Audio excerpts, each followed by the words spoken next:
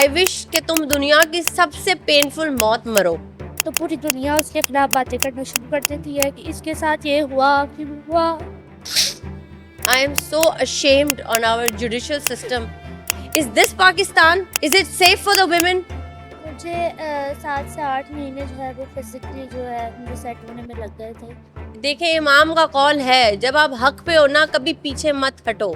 वहाँ पर एक स्टाफ दूसरी स्टाफ से बातें करते हुए ये बोलती कि मुझे लगता है इस लड़की का कहीं अफेयर होगा तभी इसके साथ ऐसा हुआ। तुम्हारी लड़ाई खत्म नहीं होगी, कल वो किसी और के साथ करेगा फिर।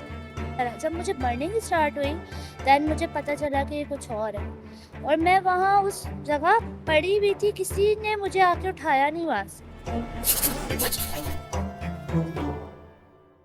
अस्सलाम वालेकुम and hello to all of my viewers of reality check.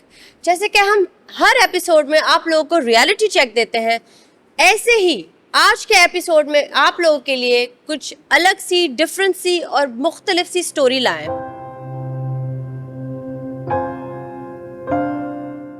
हमने सिर्फ मूवीज में देखा है, हमने सिर्फ ड्रामों में देखा है कि एक लड़की के ऊपर किसी ने एसिड फेंका क्योंकि उनके रिलेशनशिप में मसले थे, या लड़की ने रिश्ते के लिए मना कर दिया तो उस पर एसिड फेंक दिया। मोस्ट ऑफ द टाइम ये सिनेरियोज हमने मूवीज में ही देखते हैं। आज हमारे पास एक इतनी प्यारी सी स्पेशल सी गेस्ट है, मरियम, और ये एक हादसा इनके साथ हुआ है तो मैं जानती हूँ कि जो स्टोरी ये बताएंगी वो हमें नहीं पता होगा। सो आज हम इनसे मिलते हैं। एंड अस्सलाम वालेकुम, कैसी हैं आप? मैं बिल्कुल ठीक ठाक। आप बहुत प्यारी लग रही है। Thank you. आप दारुल सुकून में मरियम, पहले तो बताएं कितने, how old are you? I am 22 years old। 22 years old। और जब ये हादसा हुआ आपके साथ तब आप ये हादसा मेरे साथ कुछ ज़्यादा लंबा टाइम नहीं हुआ है, तकरीबन 1.5 साल पहले मेरे साथ ये हादसा हुआ ये है। रिसेंटली हुआ है? ये रिसेंटली हुआ है। ये हम लोगों ने शिफ्ट किया था कराची में, उस टाइम ये मेरे साथ हुआ। हमें सिर्फ 3 months हुए थे यहाँ शिफ्ट हुए हुए। हम सिंध साइड से हैं, मैं बेसिकली सिंध साइड से हूँ। मैंने अपनी एजुकेशन भी वहीं कंप्लीट की और सब कुछ मैंने वहीं किया। मेरी सिस्टर्स यहाँ पे जॉब करती थी, दैट्स वाई हमें यहाँ पर शिफ्ट होना पड़ा। तो मैं प्राइवेट पेशेंट्स पे ड्यूटीज़ कर रही थी, तो उस टाइम सॉरी, पे प्राइवेट? प्राइवेट पेशेंट्स पे मैं ड्यूटीज़ करती थी। तो मैं मॉर्निंग में गई हूँ, अपनी ड्यूटी के लिए निकली हूँ घर से, तो मेरे साथ जो ये बाय पेशा हादसा आप हुआ। नर्स हैं? नहीं, मैं एज अ एक पेशेंट्स पे एज अ स्टाफ जो होते हैं, जैसे होम हेल्थ हाँ, एड? होम हेल्थ केयर उस टाइप से मैं करती थी जब। तो मैं जब घर से निकली हूँ अपनी ड्यूटी के लिए तो मुझे नहीं पता था कि मेरे साथ ये हो जाएगा या क्या। मैं जैसे ही घर से निकली हूँ थोड़े से मैं शॉप तक गई हूँ तो मेरे पर किसी ने एसिड फेंक दिया और मुझे पता नहीं चला। किसी ने रैंडमली आके एसिड फेंक दिया और वो इंसान पकड़ा गया? आपने पुलिस में रिपोर्ट की? रिपोर्ट भी की, सब कुछ किया, एफआईआर भी हुई इसके हवाले से, लेकिन फिर वो कुछ हुआ ही नहीं। ना वो पकड़े गए, ना उनका कुछ पता चला कि वो कहाँ चले गए, नहीं मिले। इन्वेस्टिगेशन प्रॉपर की, सब कुछ किया, मगर वो उनका पता नहीं चला। तो जहाँ पे आप बस स्टॉप पे थी वहाँ पे कोई सीसीटीवी कैमरा था कुछ? नहीं, ऐसा कुछ नहीं। और ये कौन से एरिया में हुआ है? ये ज़ियाउद्दीन की साइड पर हुआ है, ज़ियाउद्दीन हॉस्पिटल की साइड। जियाउद्दीन क्लिफ्टन? नहीं, नॉर्थ नाज़िमाबाद। नॉ ये Ziauddin north Nazimabad. Maryam, if you don't mind, can I see healing? कि ये आपका कैमरा है और इसको उतार दें। I just wanted to see कि ये 1.5 साल की हीलिंग के बाद है। और ये हाथ पे भी हुआ है? जी, यहाँ वो ऐसे ये हाथ है, मेरे पीछे बैक यहाँ पे भी सारी हुआ है, है? ये गर्दन मेरी सामने ये है, यहाँ पे गर्दन भी हुआ है? जी। मरियम, वाई आपने जस्टिस के लिए क्यों नहीं लड़ा? डोंट यू थिंक कि ये करना चाहिए था? ये जिसने किया है, मुझे समझ नहीं आता वो इंसान सोता कैसे होगा रात को। और अगर तुम जिंदा हो ना, आई विश कि तुम दुनिया की सबसे पेनफुल मौत मरो। मैंने बहुत कोशिश की थी कि मुझे जस्टिस मिले, बट फिर मैंने एक टाइम पे मैं छोड़ दिया पूरे। तुम्हें जस्टिस क्यों, तुमने पुलिस में रिपोर्ट की, सब कुछ किया? सब कुछ किया था, पुलिस रिपोर्ट की थी, एफआईआर की थी, लेकिन जब वो लोग पकड़े ही नहीं गए तो फिर कंप्लेन हमने फिर वापस ले ली। कुछ टाइम तक हमने ये चीज़ देखी कि कुछ नहीं हो रहा, तो फिर हमने ये चीज़ फिर कंप्लेन वापस ले ली थी। उसके बाद दोबारा हमने कंप्लेन नहीं ली, तुमने कंप्लेन क्यों वापस ली? क्योंकि बिकॉज हम एक मिडिल फैमिली से बिलोंग करते हैं, और जब एक लड़की के साथ इस तरह से होता है तो पूरी दुनिया उसके खिलाफ बातें करना शुरू कर देती है कि तक ये लड़की ही ऐसी थी, इसके साथ ये हुआ क्यों हुआ। बस उन क्वेश्चनिंग से बचने के लिए मैं बस चुप हो गई। मैं कहीं बाहर भी जाती हूँ तो मैं किसी को ये नहीं बताती कि मेरे साथ मैं एक एसिड विक्टिम हूँ। I am so proud of you, I am so proud of you, and I am so ashamed on our judicial system कि एक लड़की 1.5 साल से अपनी अपनी कोर्ट्स में जाके, थानों में जाके, और उसको जस्टिस नहीं मिली, और एंड में उसने क्या किया, अपनी रिपोर्ट वापस ले ली। अगर कोई जस्टिस इसको दिला सकता है, वो आज भी वो कल्प्रिट बाहर घूम रहा है जिसने रैंडमली उस पर एसिड फेंका while she was waiting for a बस। वो अपने बस का इंतज़ार कर रही थी, और ये ज़ियाउद्दीन की तरफ हुआ है, नॉर्थ नाज़िबाद में। तो वहाँ के अगर कोई सुन रहा है, वहाँ का कोई जस्टिस सिस्टम, कोई जुडिशल सिस्टम कोई सुन रहा है, जाके उसको जस्टिस दिलाए। भाई किस तरीके के लोग हैं आप लोग कि खुलेआम एसिड फेंका जा रहा है लड़कियों पे, और जब उसकी रिपोर्ट लिखाई जाती है तो 1.5 साल तक वो बेचारी आपके थानों में आ रही है, जा रही है, आ रही है, जा रही है, और उसको जस्टिस नहीं मिल रही।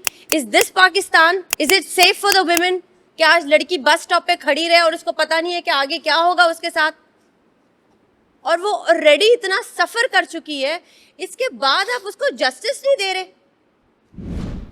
Maryam, I want to know that जब ये आपकी कितनी बहन है? हम हमारी छोटी सी फैमिली है, हम 3 सिस्टर्स हैं और मेरी मदर है बस। फादर नहीं है? फादर भाई भी? नहीं। और जो बाकी फैमिली है, वहाँ से आपको सपोर्ट मिला या वही मलामतें मिली है ये इसके अफेयर होंगे, ये होगा, वो होगा? मेरी फैमिली ने मुझे बहुत सपोर्ट किया, और उनकी सपोर्ट की वजह से मैं आज यहाँ खड़ी। You are such a brave girl. लेकिन मैं आज भी आपको कह रही हूँ, अपनी फाइट मत देखें, इमाम का कौल है, जब आप हक पे हो ना, कभी पीछे मत हटो, कभी भी पीछे मत हटो। मेरी फैमिली ने तुमने अपनी, जब तुम्हारा ये एम होना चाहिए, गोल होना चाहिए लाइफ में कि जब तक वो कल्प्रिट पकड़ा ना जाए, जब तक तुम्हारी लड़ाई खत्म नहीं होगी। कल वो किसी और के साथ करेगा फिर। मेरी फैमिली ने बहुत कोशिश की कि जस्टिस की अपील की। मेरे भाई खुद कमांडो में है, मेरे जो बहनोई हैं, मेरी सिस्टर के हस्बैंड, वो खुद कमांडो पुलिस में है, तो उन्होंने भी बहुत कोशिश की कि कुछ हो, पर नहीं, वो लोग नहीं पकड़े गए। पता नहीं, पुलिस वाले हेल्प ही नहीं कर रहे थे या नहीं, पुलिस? वो हेल्प कर रहे थे, वो फिर? कोशिश कर रहे थे, इन्वेस्टिगेशन भी उन्होंने की, जितनी हद तक वो कोशिश कर सकते थे उन्होंने की। हमने 5 to 6 मंथ जो है वो हमने वेट किया, क्योंकि मेरी कंडीशन बहुत ज़्यादा ख़राब थी, क्योंकि डॉक्टर्स ने बोला था कि ये पता नहीं बचेगी कि नहीं बचेगी। तो फिर उसके बाद भी हमने बहुत कोशिश की, लेकिन जब कुछ भी नहीं हुआ तो फिर हमने कंप्लेंट वापस ली। हमने नहीं, वापस नहीं लेनी चाहिए, तुम वापस से लड़ो। You have also lost an eye, आपको ये यू लॉस्ट द आई। तो जब ये वाकया हुआ, ये तो बहुत ही, मैं पूछना चाह रही हूँ कि डिड यू नो कि वो कहते हैं ना कि आपको किसी पे शक था। वो कहते हैं कभी कभी होता है कि आप किसी को रिजेक्ट करते हो, जैसे कोई आपको पसंद करता है and you don't like them back, and then they want to revenge लेना चाहते हैं, यू नो। तो ऐसा कुछ था आपकी लाइफ में कि शायद आपको कोई पसंद करता हो और फिर नहीं आपकी ऐसा फीलिंग्स उस तरीके से नहीं थी उसके लिए? नहीं, मैं ऐसा कुछ था नहीं, क्योंकि लाइक ऐसा हो तब ना जब मैं बाहर जाऊँ, कोई मेरा पीछा करता हो, मुझे पता हो कि ये मेरा पीछा करता है, या मुझे नहीं, हमें वहाँ शिफ्ट हुए भी ज़्यादा टाइम नहीं हुआ था। अगर हमें वहाँ पे 3 मंथ्स हुए तो 3 मंथ्स में कौन कितना जान सकता है किसी को कि ये फैमिली यहाँ पर आई है।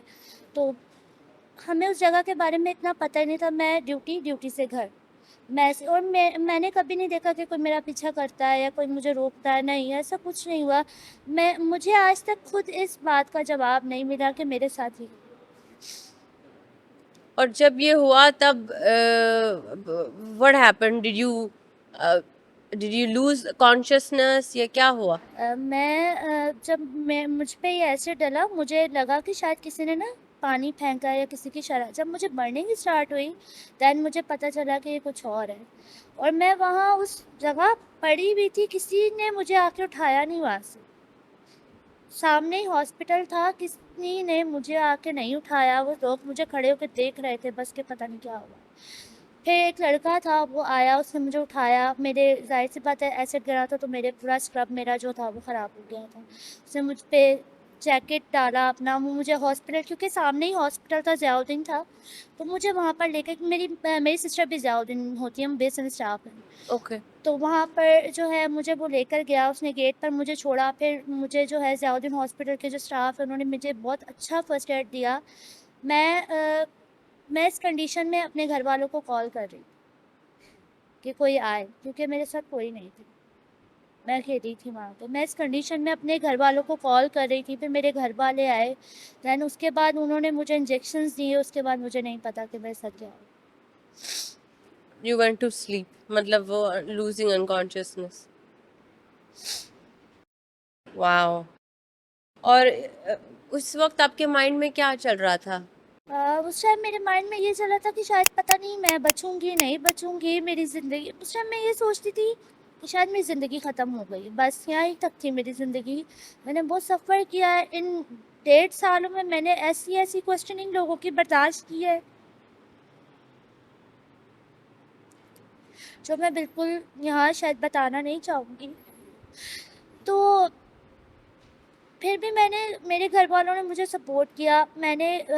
जो है फिर मैंने बाहर निकलना, आहिस्ता-आहिस्ता मैंने बाहर निकलना स्टार्ट किया। कि मैं बिल्कुल कुछ टाइम तक तो मैं अपने घर से बाहर ही नहीं निकली। मैं सोचती थी नहीं मैं बाहर जाऊँगी, मुझे लोग ऐसे बोलेंगे, मुझे लोग ऐसे बोलेंगे। लेकिन फिर मेरे घर वालों ने मुझे बड़ी हिम्मत दी, बोला नहीं। फर्स्ट टाइम जब मैं घर से बाहर निकली वो मुझे चर्च लेके गए। मैं क्रिश्चियन हूँ। मुझे सबसे पहले चर्च लेके गए, मैंने वहाँ पर जाके प्रे की। उसके बाद से जो है मैं आहिस्ता-आहिस्ता अपने घर से बाहर निकलना शुरू की है, थोड़ा-थोड़ा करके। फिर मैंने दारुल का पेज देखा। मैं सोचा मैं यहाँ चाहती हूँ, मुझे शायद यहाँ हेल्प मिले। और मैं जब यहाँ आई हूँ, मैंने यहाँ देखा है तो मुझे यहाँ पर बहुत हेल्प मिली है। मुझे बहुत खुशी है कि मैं यहाँ जाऊँ। And I am so happy कि you are part of Darul Sukoon. हम ये दूसरी दफ़ा आ रहे हैं दारुल सुकून, और हम तकरीबन उनके काफ़ी रेजिडेंट से हमारे पॉडकास्ट हो चुके हैं।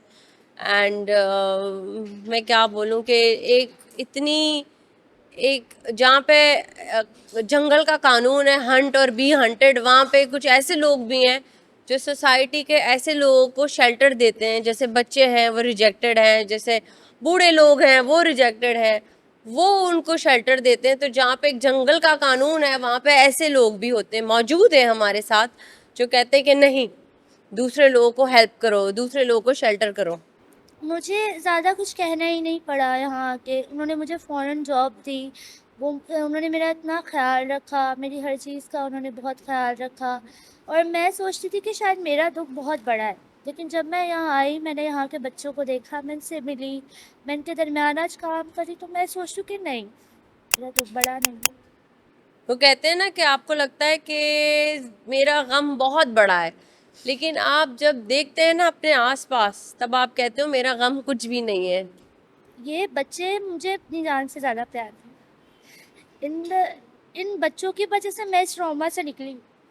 ये जो बच्चे नीचे थे, दे आर अडोरेबल। मैं इतने ट्रॉमा में थी और मैं इन बच्चों की वजह से यहाँ इस ट्रॉमा से निकली हूँ। मैंने वापस अपने आप को पाया है, मैंने इन बच्चों की वजह से पाया। You're strong, huh? Strong. You're strong, यार. Yes I am. Yes, you are. You're a warrior. Maryam, जब आपका ये पूरा इंसिडेंट हुआ था, तब आपको तकरीबन कितना टाइम लगा फिजिकली रिकवर करने में, एंड देन सबसे ज़्यादा फिजिकली से ज़्यादा मेंटली होता है? मुझे 7 से 8 महीने जो है वो फिज़िकली जो है मुझे सेट होने में लग गए थे। मेरे ज़ख्म भरने में तकरीबन मेरी 10 से ज़्यादा ही सर्जरीज़ हुई हैं, तब जाके मेरा कितनी सर्जरीज हुई हैं? 10 से ज़्यादा मेरे 10 सर्जरीज। ओके। तब जाके मेरा फेस और ये इधर ही हुआ है पाकिस्तान में? नहीं, ये पाकिस्तान में ही हुआ है। ये मैं सिविल बर्न सेंटर में एडमिट थी, जहाँ पर मेरी सारी सर्जरीज़ हुई हैं। उन्होंने मुझे प्रॉपर जो है बहुत अच्छा उन्होंने मुझे जो है सँभाला है, मेरी टेक केयर किया है। और 7 एंड 8 मंथ मुझे लगे थे सेट होने में। तकरीबन 1.5 महीना मैं हॉस्पिटल में एडमिट थी जब मेरी सर्जरीज़ हुई हैं, और उसके बाद मुझे 7 एंड 8 मंथ्स मुझे रिकवरी में लग गए थे। उसके बाद मैं यहाँ आई, और यहाँ पर भी मुझे 1 साल का अरसा हो गया। अच्छा, आपको यहाँ पे आए हुए 1 साल 1 है, साल का और हो आप यहाँ पे you teach the kids, what do you teach? मैं इनको जो है एकेडमिक सिखाती हूँ। मैंने यहाँ पर जो 8 मंथ्स तक एज आर्ट थेरेपिस्ट काम किया है। मैंने बच्चों को जो है आर्ट सिखाया है। अब मैं इन बच्चों के एकेडमिक स्किल्स पे काम करती हूँ, उनके फाइन मोटर्स पे काम करती हूँ, ताकि मैं इनके फाइन मोटर्स को डेवलप कर सकूँ, क्योंकि हमारे पास जो बच्चे आते हैं वो डिसेबिलिटी के साथ आते हैं, फिजिकल सेरेब्रल डिसेबिलिटी के। पैल्सी, डाउन सिंड्रोम, हाँ, यस। बिल्कुल। तो हम उनके लेवल के हिसाब से काम करते हैं कि एकेडमिक में हम बच्चों को बेसिक चीज़ें सिखाते हैं, रिकग्निशन, अल्फ़ाबेट रिकग्निशन करवाते हैं, काउंटिंग रिकग्निशन, लेकिन इतनी ज़्यादा नहीं, कम जितना बच्चा सीख सके जितना उसकी उतना। कैपेसिटी है। हाँ, जितनी उसकी कैपेसिटी है उसके हिसाब से हम बच्चों को सिखाते हैं। लाइक अगर कोई बच्चा कलरिंग करता है, कलरिंग कर सकता है, स्क्रिबलिंग कर सकता है, तो हम फिर उसकी उस चीज़ पर काम करते हैं। लाइक अगर फॉर एग्जांपल एक बच्चा है वो स्क्रिबलिंग करता है, कलरिंग प्रॉपर नहीं आती, तो हम उसकी स्क्रिबलिंग पे काम करते हैं कि उसकी स्क्रिबलिंग हो, फिर देन हम उसको कलरिंग की तरफ लेके जाते हैं कि वो प्रॉपर कलरिंग करे। मरियम, एक थोड़ा सा पर्सनल सवाल है कि नाउ यू आर माशाल्लाह हाउ ओल्ड? 20? 22। You are 22। तो कभी सोचा है कि शादी के बारे में, या रिलेशनशिप, और कभी कोई पसंद आया हो? हाँ, यस। पसंद आया है कोई? नेक्स्ट मंथ मेरी एंगेजमेंट भी है। Oh my God, माशाल्लाह, देखा, I told you. So you're engaged. Yes.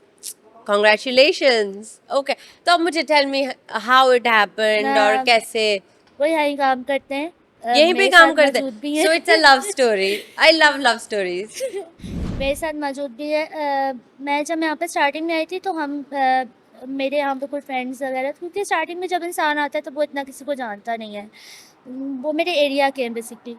तो मेरी बड़ी उन्होंने हेल्प की स्टार्टिंग में, तो मेरी बड़ी हेल्प करते थे। घर में उनके जाती थी, मतलब घर साथ जाते थे हम लोग। मैं अकेले सफ़र नहीं करती थी, मुझे डर लगता था इस चीज़ की वजह से। तो बिल्कुल. मेरे साथ आना जाना उन्होंने, फिर एज अ फ्रेंड हम लोगों ने जो है ना यहाँ एज अ फ्रेंड हम लोग थे। तो फिर आहिस्ता आहिस्ता जो है अंडरस्टैंडिंग हुई। तो So एक मतलब अब आपकी engagement next month है, और शादी का कब का प्लान? शादी के अभी है, क्योंकि मैंने आगे स्टडी कंटिन्यू करने का सोचा है कि So मैं अपनी आप स्टडी क्या करना चाहेंगी? Registered nurse? यस। रजिस्टर्ड. अभी आप होम हेल्थ एड है, HH है, एंड 5 साल में आप खुद को कहाँ देखती हैं? मैं 5 साल में फ़िलहाल तो, जब मैं यहाँ इस जगह पे काम करती हूँ तो मेरा दिल नहीं करता कि मैं इस जगह को छोड़ कर जाऊँ। लेकिन बेसिकली मैंने स्टार्ट अभी करना है BSN में। मैंने ये सोचा हुआ है कि मैं आगे करूँ। तो 5 साल में मैं खुद को एज़ अ नर्स देखती हूँ एक। 5 साल में nurse at a reputable hospital. अच्छा मरियम, आपकी लाइफ में कौन सी ऐसी चीज़ या रिलेशन है जो आपको सबसे ज़्यादा हिम्मत देती है, दैट ग्राउंड्स यू, कि वो आप कहते हो ना कि ये मेरा सपोर्ट सिस्टम है? मेरी मदर। आपकी अम्मी का ये पूरे जो सिनेरियो हुआ है उसमें तो काफ़ी बड़ा वो होगा, सपोर्टिव किरदार ही होगा, है ना? उन्होंने मुझे बहुत सपोर्ट किया है। मेरी मदर और मेरी मतलब मैं कहती हूँ मेरी सिस्टर्स ने भी हिम्मत नहीं हारी। मतलब आपकी जो फैमिली है माशाल्लाह से वो पॉजिटिव है, वो टॉक्सिक नहीं है।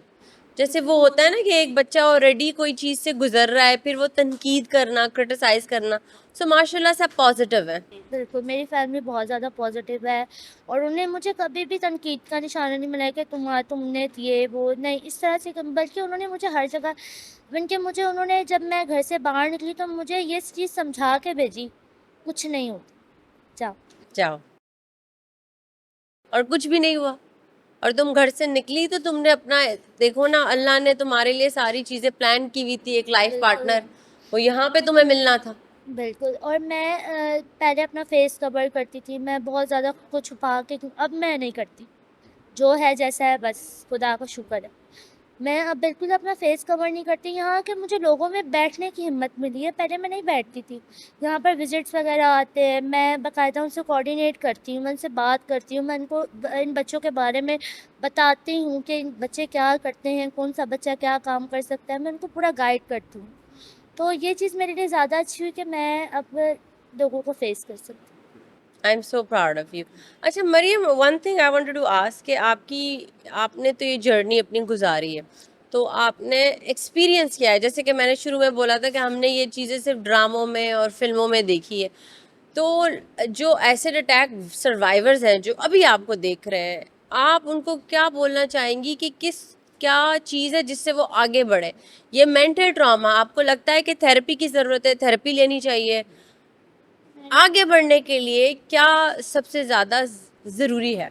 सबसे पहले तो इंसान का खुद का पॉजिटिव होना बहुत ज़रूरी है। इंसान का सबसे पहले अपने आप को खुद एक्सेप्ट करना चाहिए। मैंने कोई थेरेपी नहीं ली, मैंने कुछ भी नहीं लिया। मैंने सबसे पहले अपने आप को एक्सेप्ट किया कि हाँ, अब मैं ये हूँ, बस दैट्स इट। मैं मिरर के सामने खड़ी हुई, मैंने अपना चेहरा देखा और मैंने सोचा कि बस मैं यही हूँ।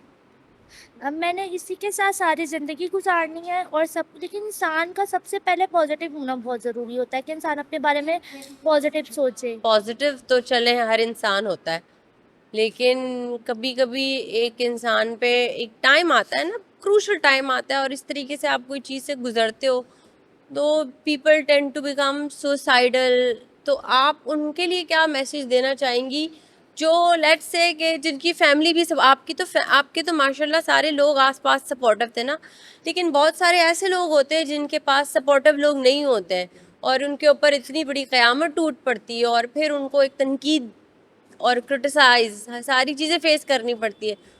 तो फिर एक दे स्टार्ट बिकमिंग सुसाइडल, कि मेरा यहाँ पे जीना नहीं है, मैं यहाँ पे बिलोंग नहीं करती या करता है जो भी है। तो because you are a survivor माशाल्लाह and you came out all star.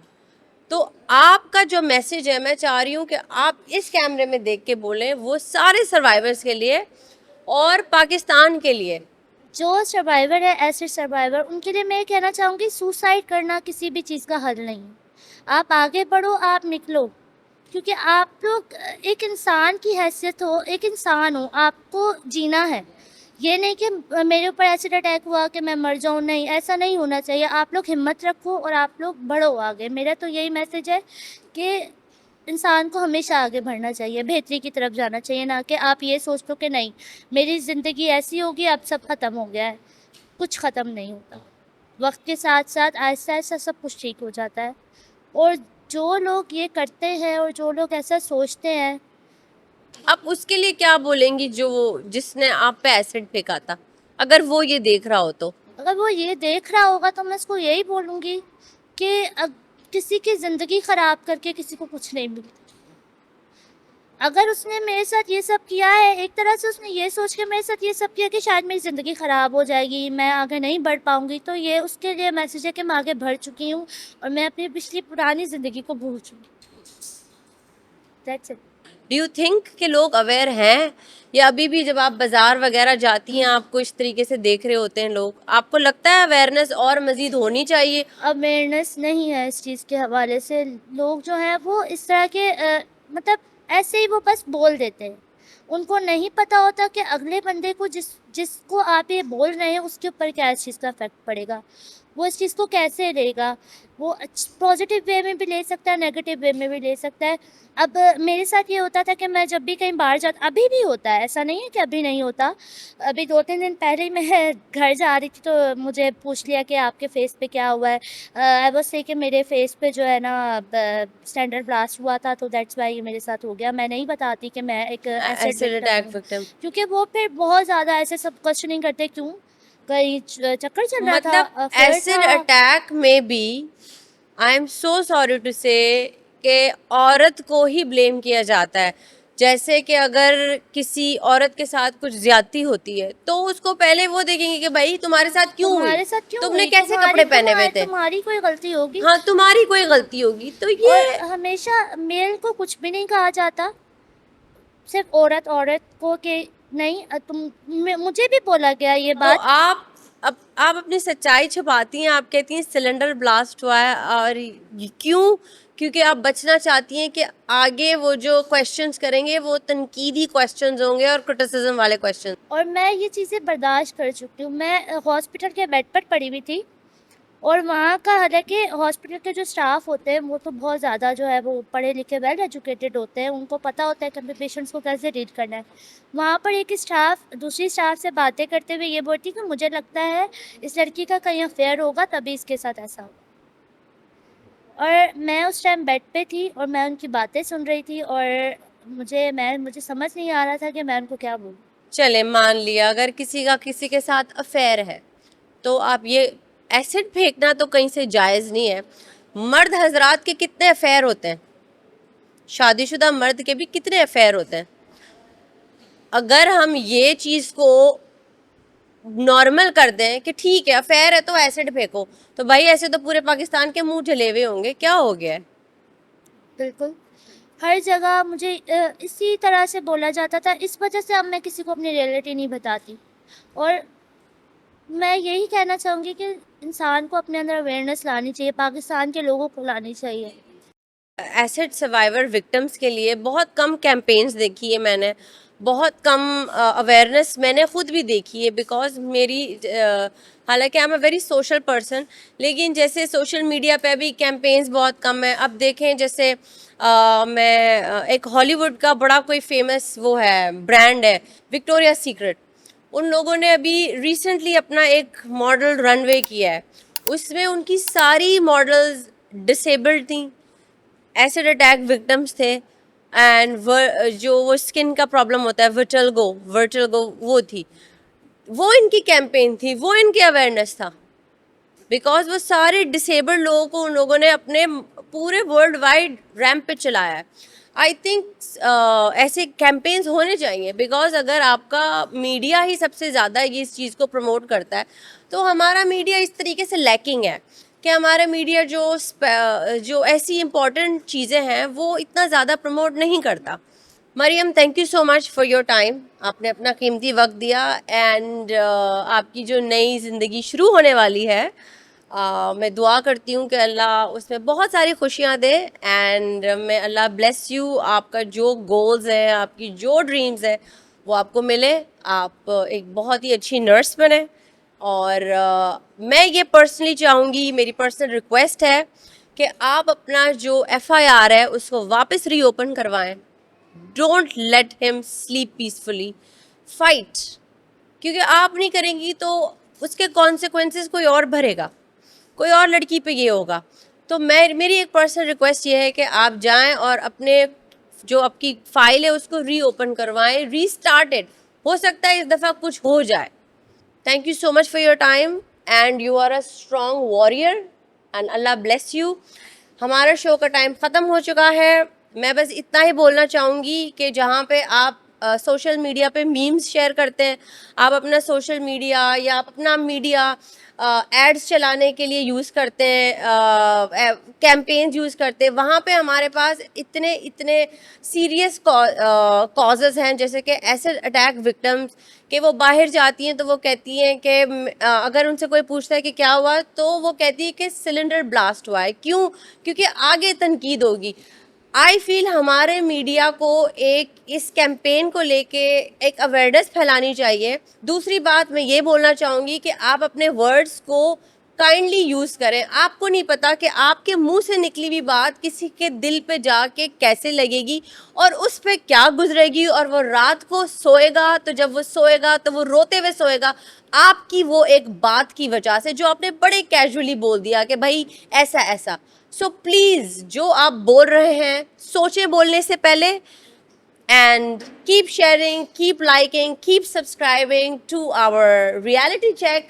हम मिलेंगे एक नए एपिसोड में। अल्लाह हाफिज़।